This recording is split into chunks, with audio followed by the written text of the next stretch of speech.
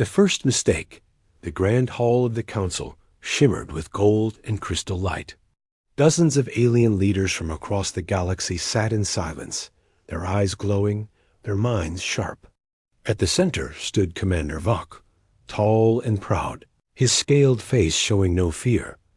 A large screen displayed images of Earth, blue oceans, green forests, and thousands of strange, powerful machines flying through the sky.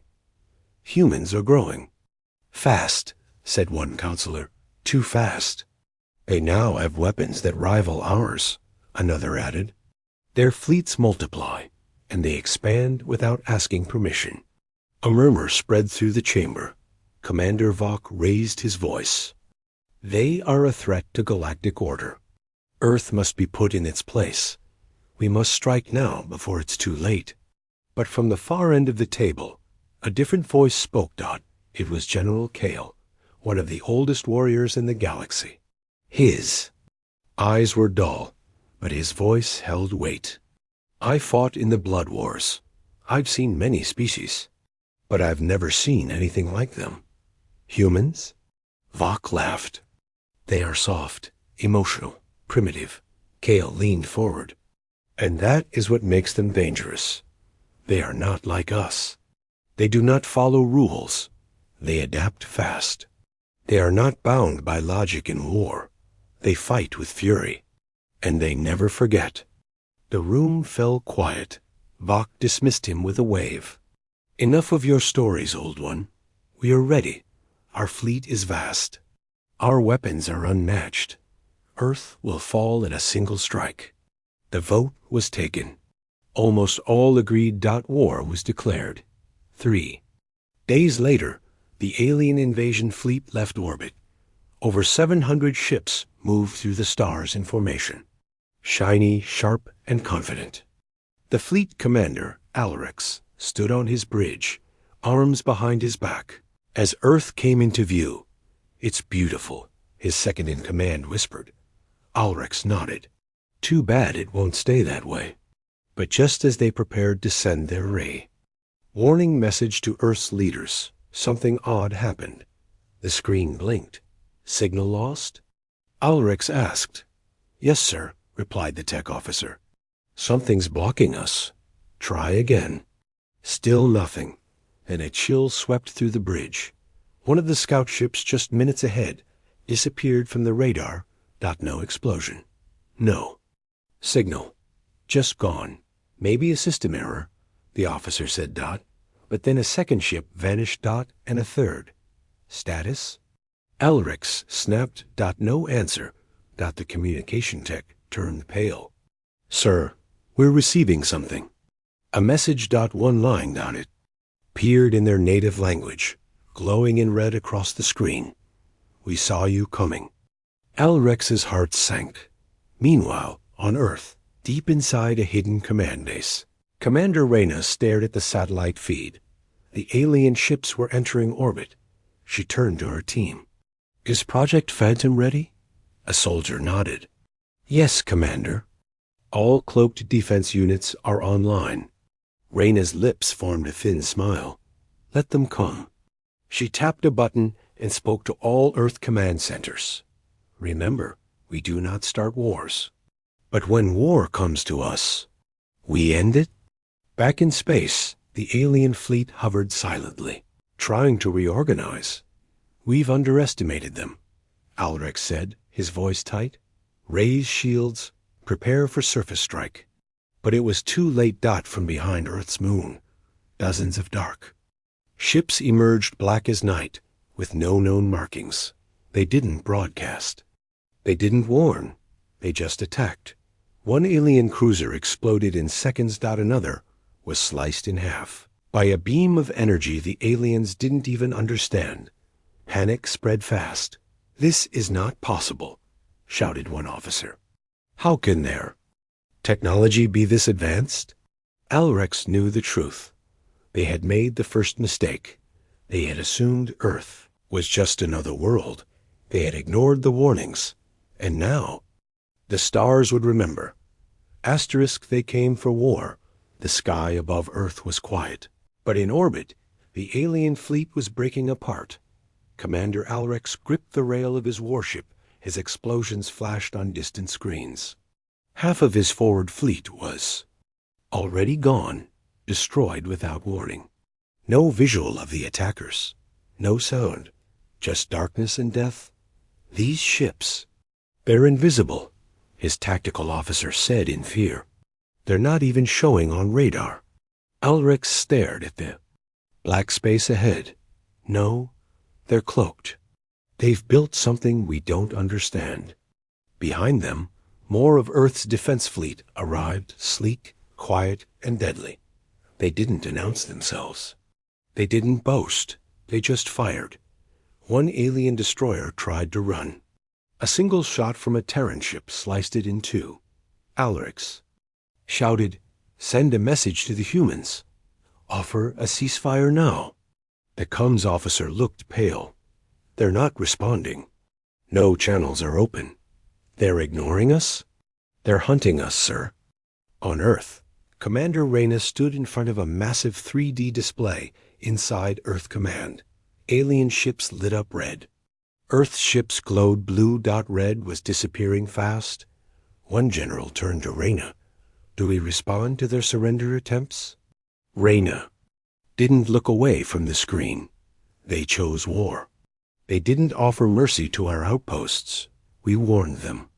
Now they will learn what that choice means. Inside Alrex's ship, the mood was chaos. We've lost contact with command ships B9, G11, and O7. Their flagship just vanished. 6 more units destroyed in the last 30 seconds. Alrex slammed his fist against the console. They're wiping us out like we're nothing. Where are their diplomats? Their rules of war? Their warnings? No one answered, because Earth didn't play by their rules anymore. In the heart of the alien capital, the Council received the live battle feed. Holograms showed the alien fleet in ruins. Fires burned inside the ships. Terran warships moved like shadows, perfect in formation, precise in strikes. The head counselor's hands trembled. What are those ships?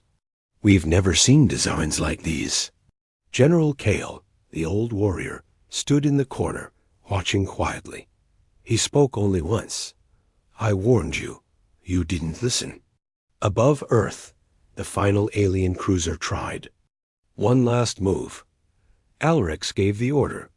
Aim all cannons at their command vessel. If we take one down, we can escape. All weapons locked on a single Terran ship. Black and quiet. The alien ship fired. Missiles flew.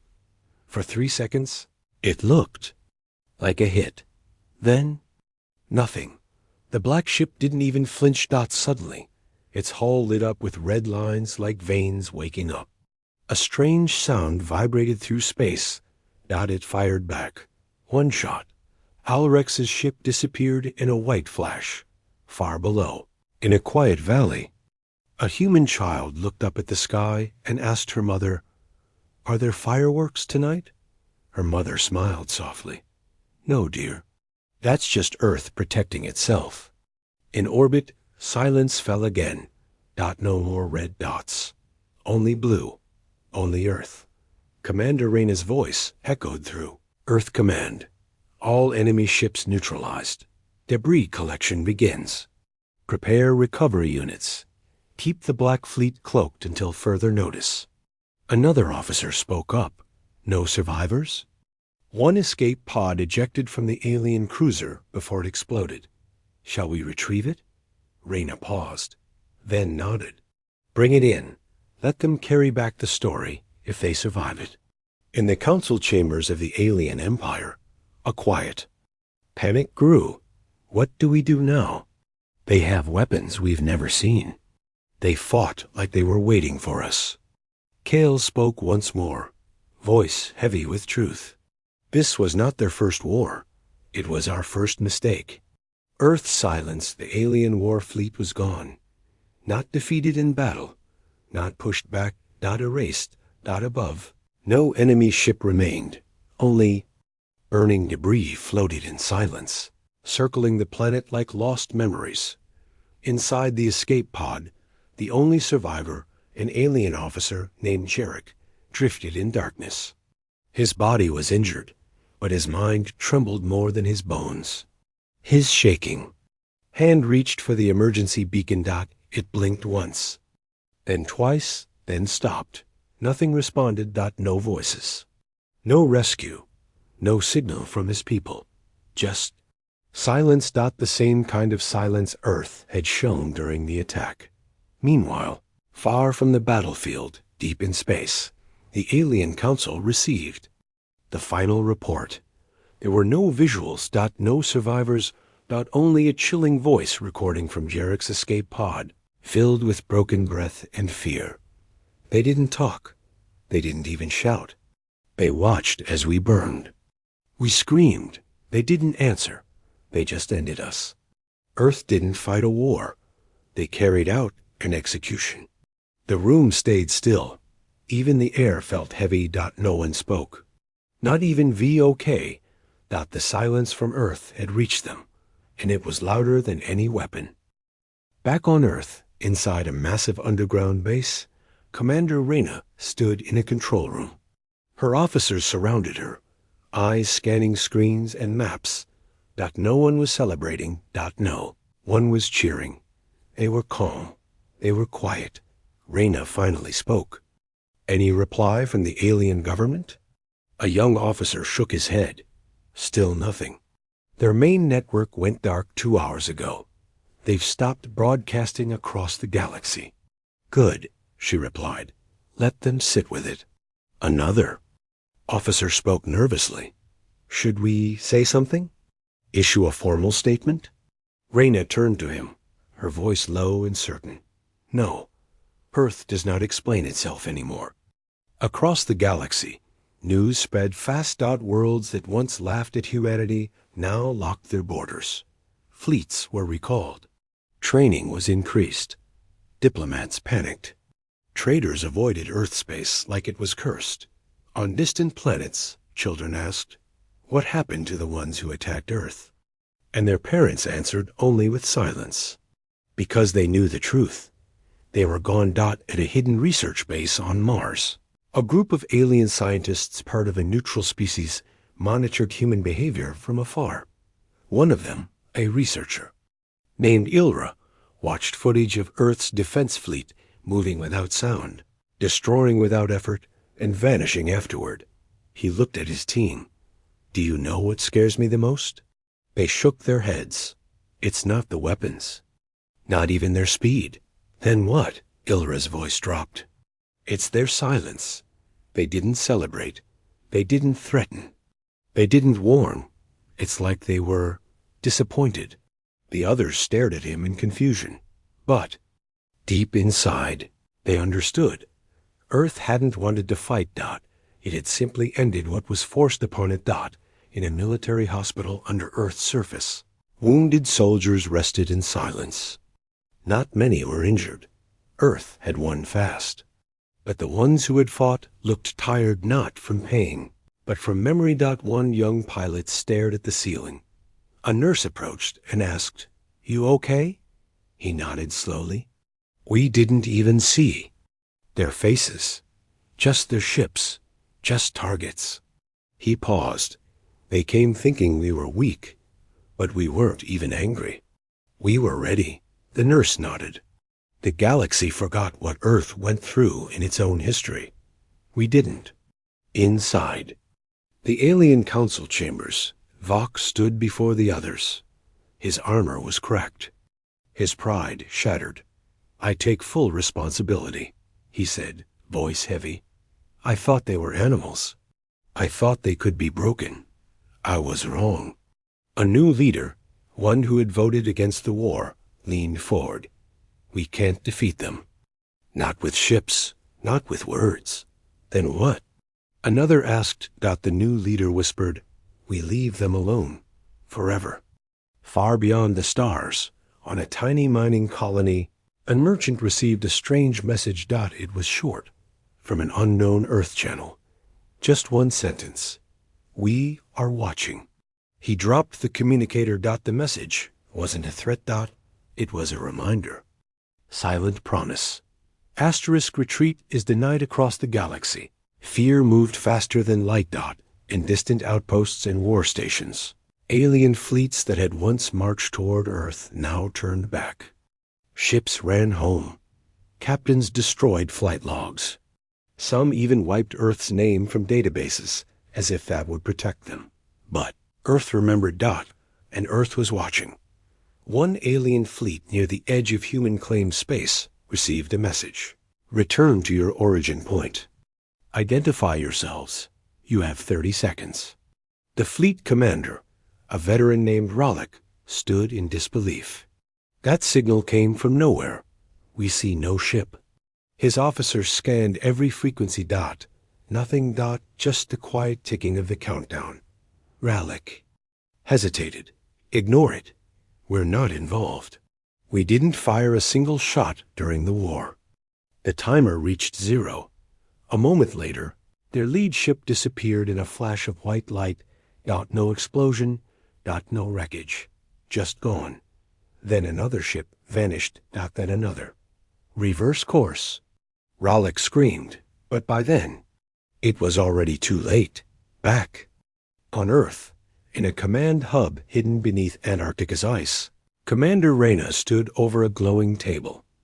A digital map of the galaxy pulsed gently. Red dots blinked on the edges. Alien ships trying to retreat, trying to run. A tech officer turned to her. Ma'am, more fleets are attempting to flee. Reyna studied the map for a moment. Have any of them sent apologies? No, ma'am. Any surrender signals? Only one. And it was erased before reaching us. Reyna nodded. Then proceed with Project Eclipse. The officer paused. All of them? Reyna looked him in the eye. All of them. High above a gas giant, an alien battleship waited in hiding. Crew inside had shut off engines, silenced communication, and even blocked life sign readings, hoping Earth wouldn't detect them. One of the crew whispered, "Maybe they can't find us out here?" But then, outside their ship, a small blinking light appeared. Red, then white, then red again. The alien captain stared in horror. "What is that?" The crew looked closer. It was a probe. Human technology. It had been there the whole time. Just watching. The blinking light changed. A new message flashed on the ship's internal systems. Running is not the same as regret. Far from the galaxy's center, the alien council sat in silence. Ships were disappearing even outside combat zones. There was no sound, no warning, no contact, just sudden emptiness. They had never seen war like this. It wasn't war. It was judgment. General. Kale stood again. You didn't just choose war with Earth. You chose war with a death world. He stepped closer to the council table. You thought their silence meant weakness. But silence was their last gift to us, and we threw it away. One council member stood, trembling. What do we do now? Kale turned slowly toward the stars. We pray they stop. On Earth, in a sealed chamber beneath the surface, a child with strange eyes sat calmly. She wasn't human, not fully. She had been born during Earth's hybrid research projects, part of a secret defense line that had never been used, until now. Door opened, and Commander Reyna stepped in. She's stable? Reyna asked the doctor. The doctor nodded. Her mind is still learning, but her senses, they reach beyond time, beyond space. She sees them before they act. Reyna knelt beside. The girl, do they regret it? She asked softly. The girl looked up, eyes glowing faintly. Yes, she said in a quiet voice, but they regret for themselves. Not for what they did to us. Reyna stood, her voice firm now. Then they haven't learned. In deep space, a massive alien war station exploded from the inside. There was no fleet nearby. No missiles. No trace of human ships. Only a short message left behind on a data core. Earth does not forget. Regret echoes the galaxy. Had never been this quiet. No trade signals. No border disputes. No war declarations. Only silence. But it wasn't peace. It was fear. On the planet Drexus, a once proud empire shut down its shipyards. Leaders gathered in secret chambers, speaking in hushed voices. We never attacked Earth, one senator said. But we funded the fleet that did, another replied. We gave fuel. We gave weapons. We thought we were clever. Now, entire cities hid underground. Spaceports remained dark. Drones scanned the sky, searching not for enemies, but for signs of Earth's presence. One senator finally asked, should we send an apology? But no one knew how. Because Earth wasn't speaking, and that was the most terrifying thing of all. On a jungle world far beyond Earth's space, an alien hunter named Velk walked through a ruined outpost. It had belonged to the species who voted for war. Now it was ashes. Their buildings were untouched, but their ships had been turned to dust. No bodies. No smoke. Only a message carved deep into the stone walls. This was mercy. Velk stood frozen. He whispered to himself, what would they do if they chose vengeance instead? In a star station orbiting a dying sun, a famous alien philosopher uploaded his last speech to the interstellar network. Earth has changed the meaning of power. They did not show pride. They did not raise banners. They simply acted. We studied their history, but we did not understand it. They know suffering. They grew on a world that tried to kill them every day. They do not fear war. They fear becoming like us. The recording ended. Hours later, the station was abandoned. No one knew why. On Earth, the Council of Defense met inside a fortress deep beneath the Pacific Ocean. Commander Reyna entered the chamber with quiet steps. She looked around. All generals stood. All leaders watched. One asked her, how far has the message reached? She replied, all of them feel it. They've stopped speaking. They've stopped building fleets. And the regret? Reyna shook her head. It's not real regret. It's fear. They regret losing. Not what they did. The room was silent. Then, an older general stood. And what do we do next? Reyna looked at a giant screen showing the galactic map. Dozens of systems blinked in gray neutral, scared, watching. She spoke with calm power. We let the silence work. But if any of them forget again, we remind them. In the deep void near a black hole, a mysterious ship floated alone. Its design was unknown. No markings. No heat. No sound. Inside, a single pilot, a young Terran hybrid, watched stars blink across her screen. She was part human, part machine, part something else. Her orders were simple. Observe. But then, a small alien scout passed by. It didn't send a warning. It didn't notice the ship, but the hybrid did. Her ship came alive silently. Smoothly. She whispered, do you regret what you did to Earth? The computer replied, they weren't even born when the war began. The girl smiled sadly. Then maybe they'll listen better. Elsewhere in the galaxy, in quiet homes, alien children began asking questions. Why don't we talk to humans anymore? Why did we go to war with them? Are they monsters? And parents gave many answers. They are warriors. They are protectors. They are what we made them become. But one wise old mother said softly, they are not monsters. They are what monsters are afraid of. In a temple at the edge of the universe, a priest lit candles under the stars. Prayed not to his gods, but to Earth. He whispered, we are sorry. We did not understand. We hope your silence means forgiveness. A soft wind blew through the temple. No answer came. Only silence. But the priest smiled through his tears, because at least they were still alive to feel regret. Asterisk, the final broadcast across the galaxy. Billions waited. Not with hope, not with courage, but with fear. Every species that had touched Earth's name had fallen silent. Great empires hid behind asteroid fields. Trade routes closed. Armies dismantled their weapons. Everyone waited for a voice. Any voice from Earth. But none came. Days passed. Then weeks. Then months. Only the memory of destruction remained fast. Silent and exact. And then, one day, the silence broke. It began as a soft hum. No warning. No location. Just a gentle vibration. Across every known communication channel. From military stations to children's toys. From capital cities to distant.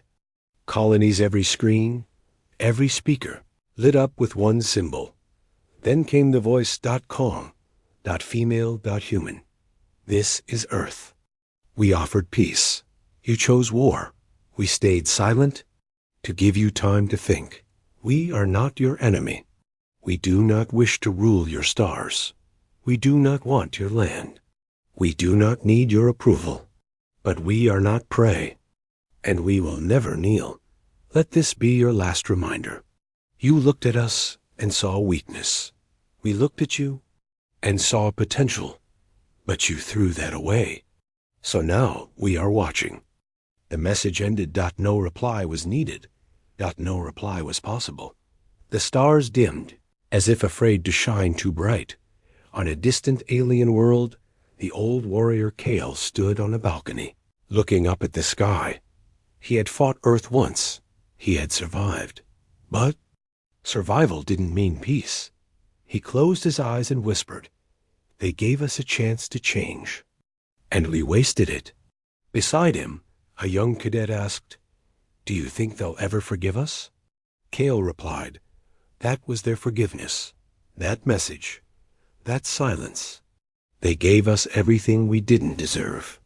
Inside Earth Central. Commander Reyna watched the data feeds. No threats. No fleets. No response. She turned to her officers. "Will they try again?" A young soldier asked. "Should we prepare?" Reyna gave a soft, tired smile. "No, we already did." "They know now." She walked to the massive viewing window. Beyond it, the Earth glowed blue and bright, surrounded by cloaked ships, orbital stations, and invisible shields. Still strong. Still ready. But finally, still, somewhere in deep space, that same mysterious hybrid ship hovered above a sleeping moon. A pilot young, part human, silent, played the final message once more in her mind. She smiled gently. "They heard us." She whispered. Her ship vanished again into the stars, unseen. On planets across the galaxy, the phrase was spoken in many tongues. It spread in whispers, in stories, in sacred texts and warnings. Earth does not speak often. But when it does, listen.